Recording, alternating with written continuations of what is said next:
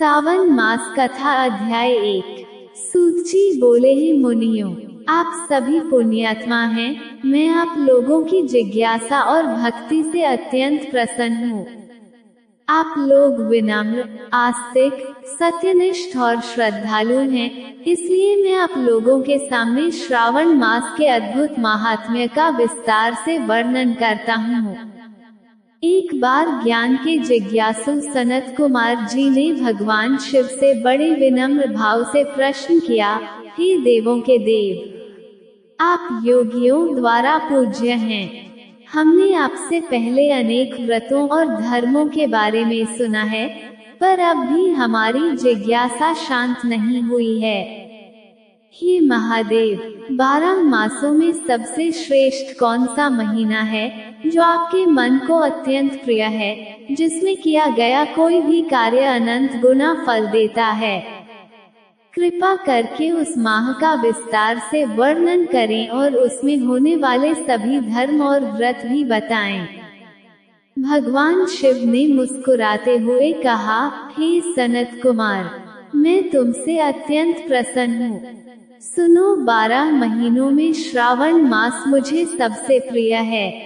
यही कारण है कि इसे श्रावण कहते हैं। इसमें श्रवण नक्षत्र की पूर्णिमा आती है, इसलिए भी यह श्रावण कहलाता है। इसके पुण्य फल को कोई पूरा वर्णन नहीं कर सकता। ब्रह्मा ने इसके लिए 4 मुख लिए, इंद्र ने 1000 नेत्र पाए और शेषनाग ने सहस्त्र जिह्वाएं पाईं, फिर भी यह महात्म्य अपरिमित है। यह महीना सब व्रतों का सार है। इसमें एक भी दिन ऐसा नहीं होता जब कोई व्रत न हो। हर तिथि और दिन विशेष पुण्यकारी माने जाते हैं। श्रावण में व्रत करने वाला कोई भी व्यक्ति, चाहे वह ब्रह्मचारी हो, गृहस्थ हो, वानप्रस्थी या सन्यासी, सभी को इसका अद्भुत फल प्राप्त होता है। दुख, संकट, इच्छाएं और सभी समस्याएं इस महीने में शिव भक्ति से दूर हो जाती हैं। सनत कुमार ने फिर निवेदन किया, हे प्रभु, कृपा कर बताए कि किस दिन कौन सा व्रत किया जाए, किसका क्या फल है, किस तिथि पर किस देवता की पूजा करनी चाहिए, किस व्रत की क्या विधि है, आपके लिए यह मास इतना प्रिय क्यों है? कृपा कर मुझे सब विस्तार से बताएं। भगवान शिव ने कहा, हे सनत कुमार, तुमने जो पूछा वह सब बताना सरल नहीं, फिर भी तुम्हारी श्रद्धा के कारण मैं सब बताता हूँ।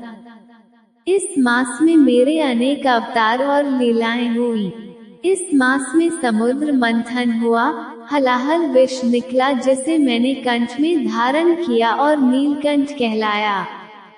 तभी से मेरी पूजा में जलाभिषेक का विशेष महत्व हो गया।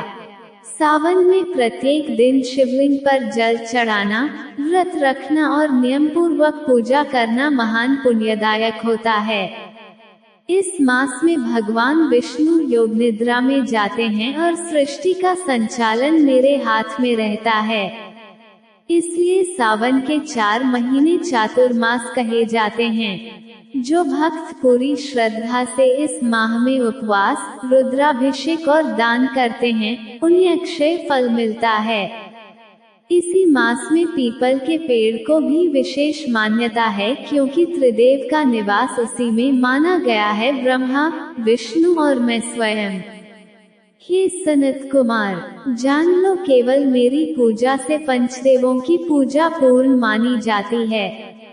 मेरी शक्ति दुर्गा, गणपति, सूर्य, श्रीहरि सभी मेरे स्वरूप में समाहित हैं। मैं शिव हूँ, कल्याण स्वरूप, और हर हूँ पापों का नाशक।